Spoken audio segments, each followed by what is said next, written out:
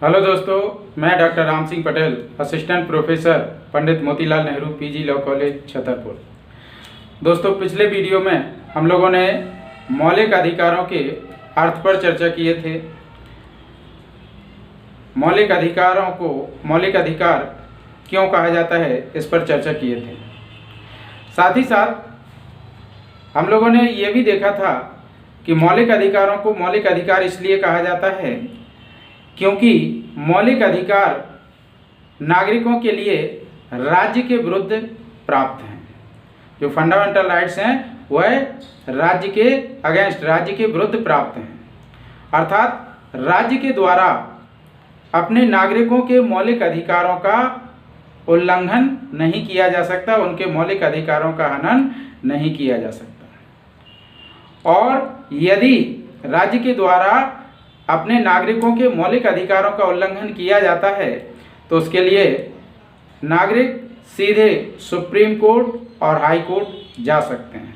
अनुच्छेद 32 के तहत सीधे सुप्रीम कोर्ट जा सकते हैं और अनुच्छेद 226 के तहत सीधे हाई कोर्ट जा सकते हैं। अनुच्छेद 32 के तहत सुप्रीम कोर्ट 5 प्रकार की रिट्स जारी करके मौलिक अधिकारों के संदर्भ में उपचार उपलब्ध करा सकते हैं। ठीक उसी प्रकार से 226 में हाई कोर्ट भी 5 प्रकार की रिट्स जारी करते हुए जो भी वहाँ पर यह तो कहना चाहिए कि मामले के अनुरूप जो भी रिट आवश्यक हो, है ना, रिट जारी करते हुए मौलिक अधिकारों का उपचार प्रदान कर सकते हैं। तो यहाँ पर सबसे महत्वपूर्ण चीज़ क्या है कि जो मौलिक अधिकार हैं वह राज्य के विरुद्ध प्राप्त हैं। तो प्रश्न उठता है कि राज्य क्या है।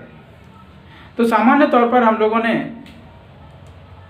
राजनीति शास्त्र या अन्य जो है तो सामाजिक विज्ञानों के अंतर्गत, सामाजिक अध्ययन के अंतर्गत हम लोगों ने पढ़ा होगा कि राज्य की परिभाषा के अंतर्गत एक निश्चित भूभाग, निश्चित जनसंख्या, संप्रभुता आदि के आधार पर जो है तो राज्य की संकल्पना निश्चित की जाती है, अभिनिश्चित की जाती है ना। राज्य का निर्माण होता है, राज्य का गठन होता है। लेकिन भारतीय संविधान के अंतर्गत राज्य की डेफिनेशन अलग है। भारतीय संविधान के अंतर्गत अनुच्छेद 12 के अंतर्गत राज्य को डिफाइन किया गया है। आर्टिकल 12 के अंतर्गत राज्य की परिभाषा दी गई है ना। राज्य क्या है इसे अनुच्छेद 12 में बताया गया है।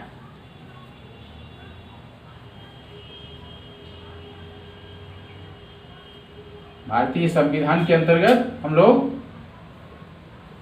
भाग 3 में, है ना, मौलिक अधिकारों पर चर्चा कर रहे हैं। मौलिक अधिकार, फंडामेंटल राइट्स। तो राज्य क्या है इसको अनुच्छेद 12 में डिफाइन किया गया है।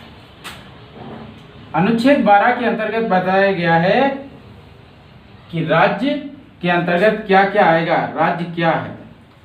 तो सबसे पहले तो राज्य की डेफिनेशन के अंतर्गत आता है भारत सरकार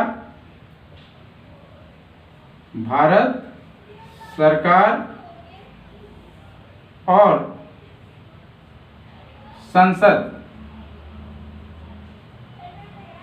भारत सरकार और संसद।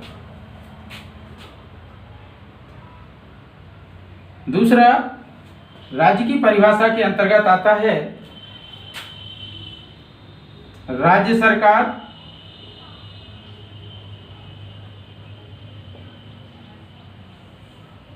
और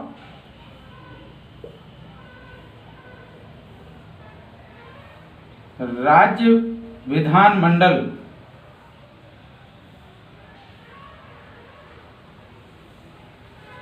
है ना, भारत सरकार और संसद, दूसरे नंबर पर राज्य सरकार और राज्य विधानमंडल। ठीक। तीसरे नंबर पर आता है स्थानीय प्राधिकारी और चौथे नंबर पर आता है अन्य प्राधिकारी।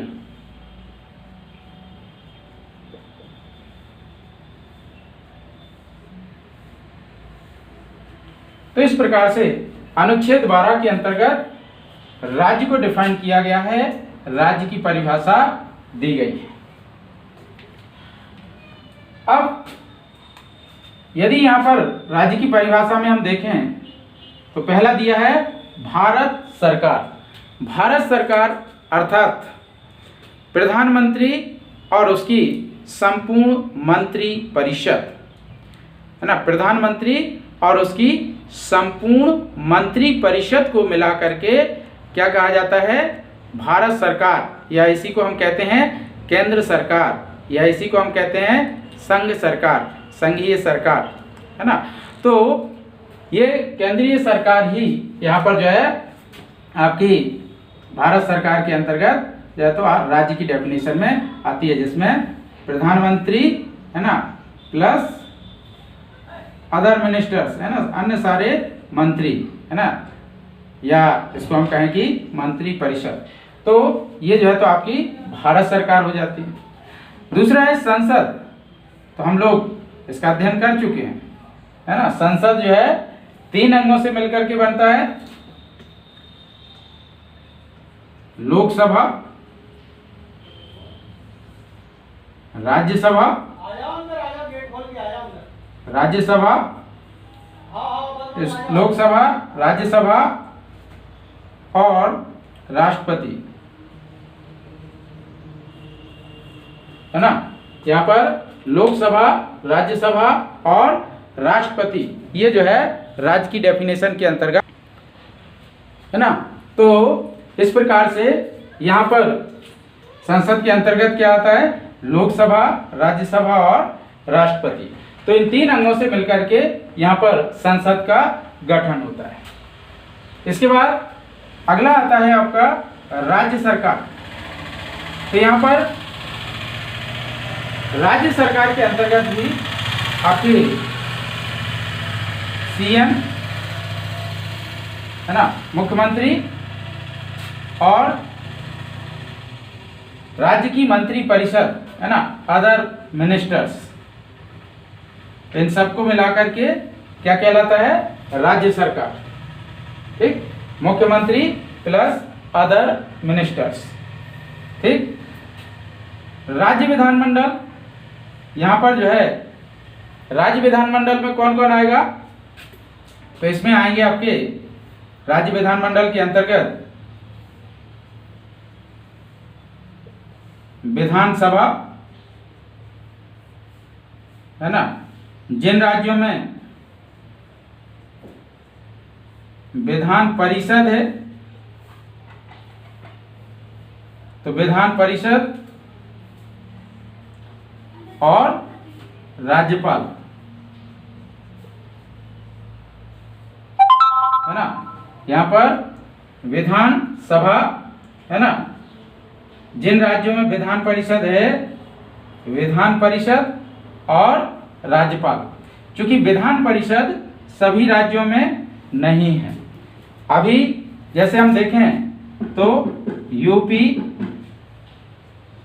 बिहार, है ना, महाराष्ट्र,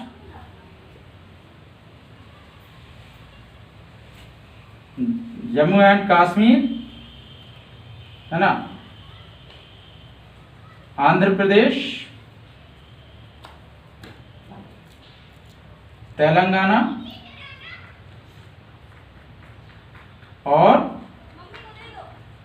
कर्नाटक, यह भी इन राज्यों में जो है विधान परिषद अस्तित्व में है। तो यदि हम इन राज्यों की जो है तो राज्य विधानमंडल की बात करें तो तीनों से मिलकर के जो है तो राज्य विधानमंडल का गठन होगा, विधानसभा और विधान परिषद, साथ ही साथ राज्यपाल। लेकिन यदि अन्य राज्यों की बात करें तो केवल विधानसभा और राज्यपाल से मिलकर के राज्य विधानमंडल का गठन हो जाएगा। ठीक, इसके बाद स्थानीय प्राधिकारी की यदि हम बात करें तो स्थानीय प्राधिकारी में, है ना, आते हैं आपके लोकल सेल्फ गवर्नमेंट या स्थानीय स्वशासन, जिसमें आपका जो है तो ग्राम पंचायत,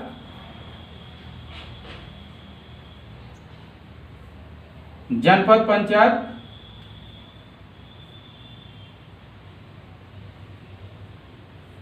जिला पंचायत,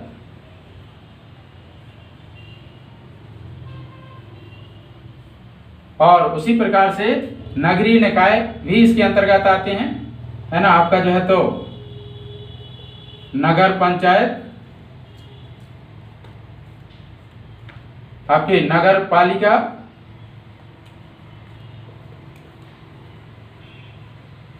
और नगर निगम, है ना। तो इस प्रकार से ये स्थानीय स्वशासन भी राज्य की डेफिनेशन के अंतर्गत आते हैं। इसके बाद आते हैं आपके अन्य प्राधिकारी, अदर अथॉरिटीज, जिसमें आपके इलेक्ट्रिसिटी बोर्ड, आपका जो है तो विश्वविद्यालय, है ना, NCERT, इस तरीके से, है ना, जो अन्य संस्थान हैं, है ना, वो इसके अंतर्गत जो है अन्य प्राधिकारी के अंतर्गत कवर हो जाते हैं। वो भी जो है तो राज्य की कैटेगरी में या राज्य की डेफिनेशन में आ जाते हैं। तो अनुच्छेद 12 के अनुसार अगर हम यहाँ पर बात करें तो राज्य में क्या क्या आता है? भारत सरकार और संसद, राज्य सरकार और राज्य विधानमंडल, स्थानीय प्राधिकारी और अन्य प्राधिकारी। जिसमें भारत सरकार में हमने देखा प्रधानमंत्री और उसकी संपूर्ण मंत्री परिषद, संसद में लोकसभा, राज्यसभा, राष्ट्रपति, राज्य सरकार में मुख्यमंत्री और उसकी मंत्री परिषद, राज्य विधानमंडल में विधानसभा, जिन राज्यों में विधान परिषद है तो विधान परिषद, राज्यपाल, इनसे मिलकर के राज्य विधानमंडल बनता है। स्थानीय स्वशासन, जिसमें ग्राम पंचायत, जनपद पंचायत, जिला पंचायत, नगर पंचायत, नगर पालिका, नगर निगम, कंटोनमेंट बोर्ड, है ना, ये सब जो है तो कहना चाहिए आपके स्थानीय प्राधिकारी के अंतर्गत आते हैं। इसके अलावा अन्य प्राधिकारी जो है वो भी राज्य के डेफिनेशन में, राज्य के जो है तो परिभाषा के अंतर्गत आते हैं। तो इनमें से किसी के द्वारा भी यदि अनुच्छेद 14 से लेकर के अनुच्छेद 32 तक दिए गए किसी भी मौलिक अधिकार का उल्लंघन किया जाता है तो उनका प्रोटेक्शन, उनका संरक्षण न्यायपालिका के द्वारा किया जाता है। सुप्रीम कोर्ट के द्वारा अनुच्छेद 32 के तहत जो है तो संवैधानिक उपचार दिए गए हैं। यहाँ पर जो है तो सुप्रीम कोर्ट के द्वारा यहाँ पर संरक्षण दिया गया है। साथ ही साथ हाई कोर्ट के द्वारा भी 226 में इनके लिए प्रोटेक्शन दिया गया है। तो राज्य के द्वारा अर्थात इनमें से किसी के द्वारा भी मौलिक अधिकारों का उल्लंघन किया जाता है ना, तो वह न्यायालय द्वारा प्रवर्तनीय कराया जाएगा, एनफोर्स कराया जाएगा। तो आज के लिए इतना ही, बाकी का अगले वीडियो में जो है तो देखते हैं कल, है ना। यदि आप लोगों ने अभी तक YouTube चैनल को सब्सक्राइब नहीं किया है तो इसे सब्सक्राइब अवश्य कर लें, साथ ही साथ बेल आइकन को दबा दें, जिससे कि आने वाले नए वीडियो के नोटिफिकेशन आप तक मिलते रहें। धन्यवाद, नमस्कार।